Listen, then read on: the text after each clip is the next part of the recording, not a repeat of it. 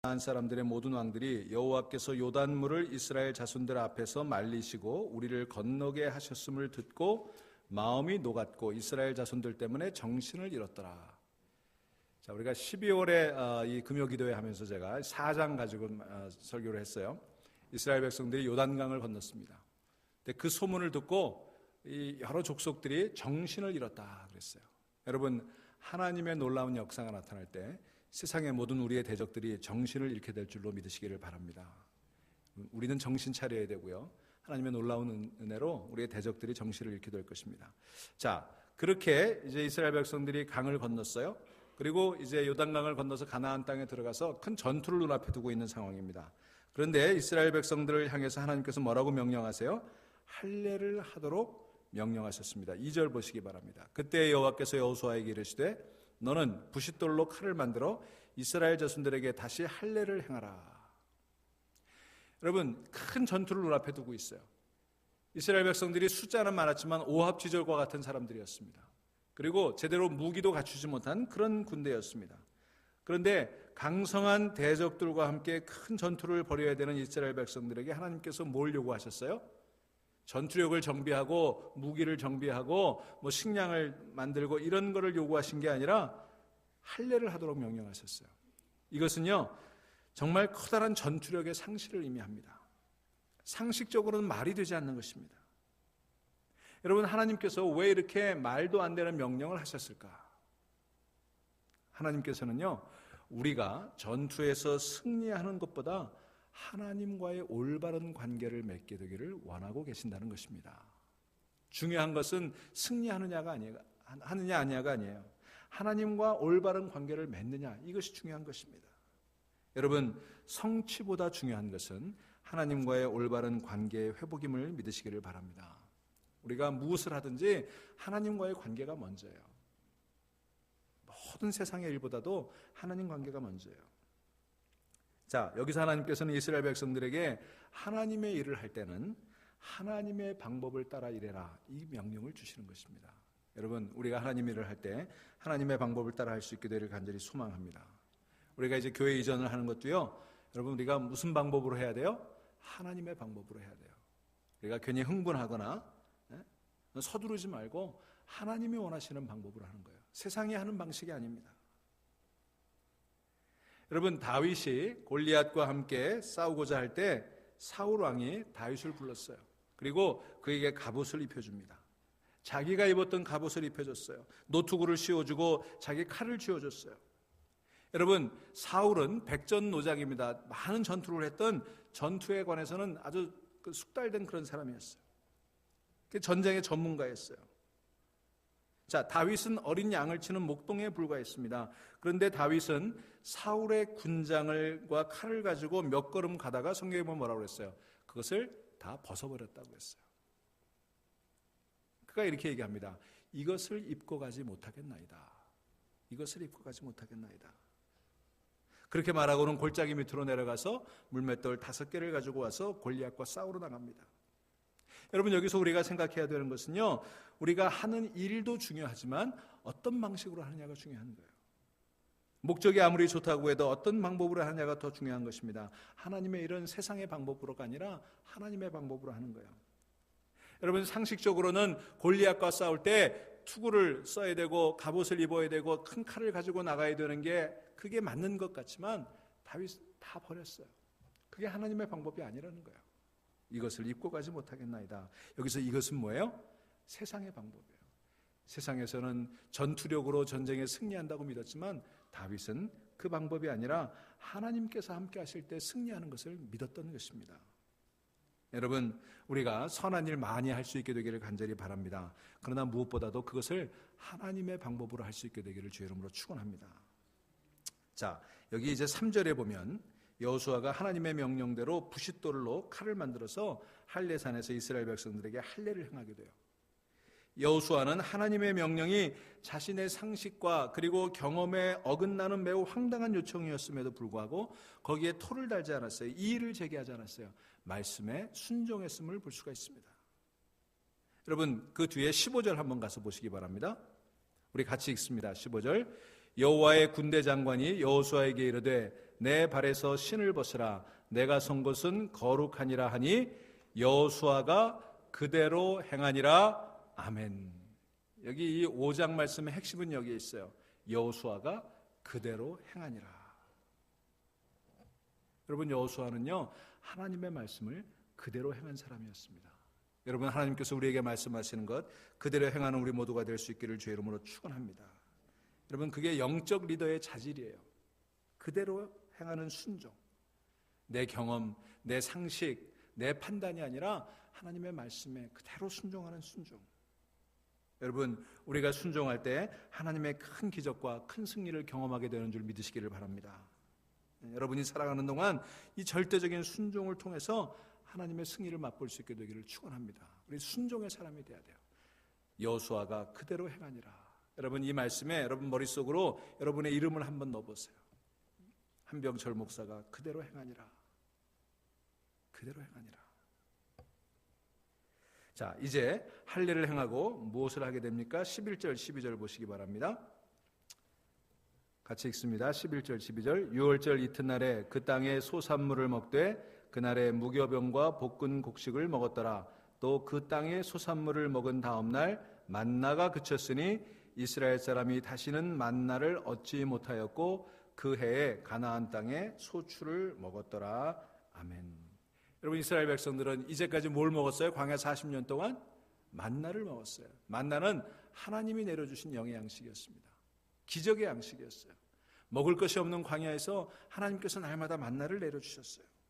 자, 그렇게 하나님이 내려주시는 일용할 양식을 공급받았던 이스라엘 백성들이 이제 요단강을 건너고 할례를 행하고 그리고 유월절을 다시 지킴으로 하나님과의 관계를 회복한 이후에 뭘 했어요?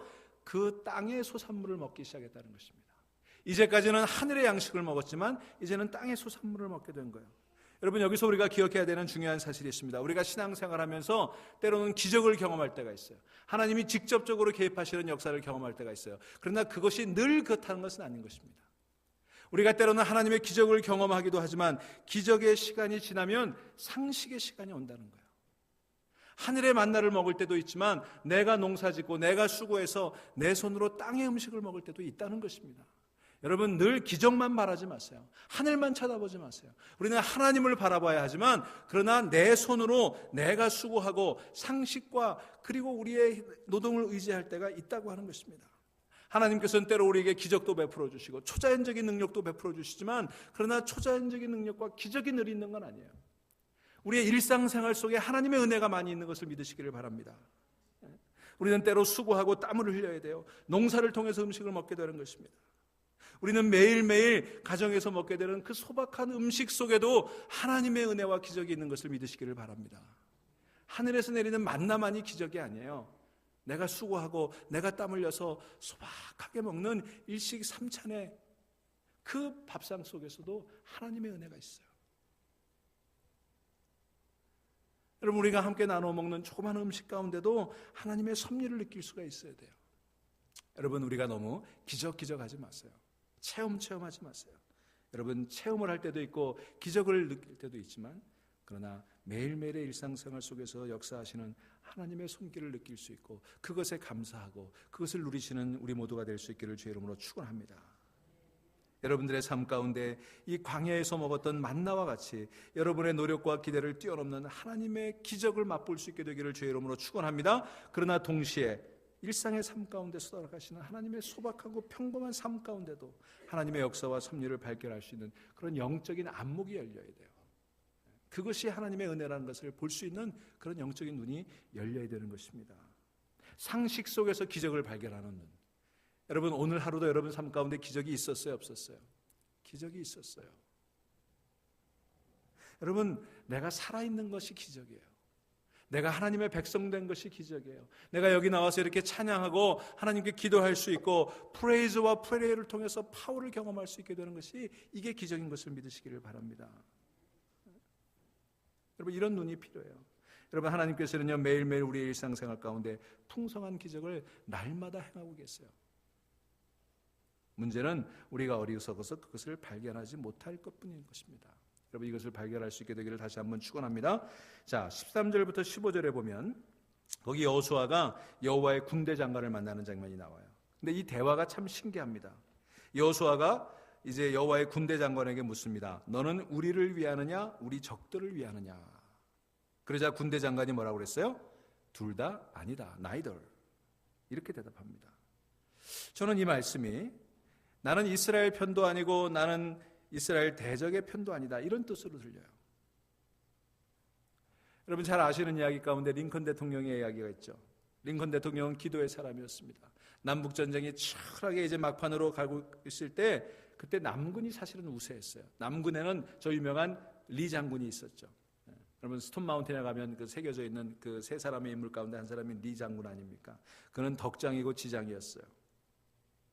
그래서 남군이 사실은 우세했습니다. 그런데 링컨 대통령이 그 전쟁의 와중에서 하루에 2-3시간씩 기도했어요. 열심히 기도합니다. 어느 날 북군의 지도자들이 링컨 대통령을 찾아와서 이렇게 이야기합니다. 우리는 하나님이 우리 북군의 편이 되어서 우리 북군의 승을 도와주시도록 기도하고 있습니다. 그러자 링컨 대통령이 이렇게 대답합니다. 하나님께서 우리 편이 되어달라고 기도하지 마십시오. 대신에 우리가 항상 하나님 편에 서기를 위해서 기도하십시오. 여러분 이것이야말로 우리가 기도할 때 놓치지 말아야 되는 기도의 초점이라고 믿습니다. 하나님께서 내 편이 되어주시기보다는 내가 하나님 편이 될 수 있도록 기도하는 일, 이것이 저와 여러분이 기도할 때마다 기억해야 되는 일인 것을 기억하시기 바랍니다. 이게 부흥과 능력의 원천이에요. 하나님 내가 원하는 것을 들어주십시오. 내가 내 편이 되어주십시오가 아니라 하나님 내가 하나님 편에 서게 해주십시오. 여러분 이 저녁에 하나님 편에 설 수 있는 여러분 되시기를 주의 이름으로 축원합니다. 자, 그때 여호와의 군대 장관이 나는 어느 편도 아니다 그렇게 말씀한 후에 여호수아에게 이렇게 말씀합니다. 마치 모세가 시내산에서 떨기나무 불꽃 아래 섰을 때처럼 얘기하시는 거예요. 우리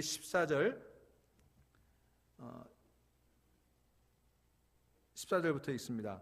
그가 이르되, 같이 읽습니다. 그가 이르되 아니라 나는 여호와의 군대 장관으로 지금 왔느니라 하는지라. 여호수아가 얼굴을 땅에 대고 엎드려 절하고 그에게 이르되 내 주여 종에게 무슨 말씀을 하려 하시나이까? 여호와의 군대 장관이 여호수아에게 이르되 내 발에서 신을 벗으라. 내가 선 곳은 거룩하니라 하니 여호수아가 그대로 행하니라.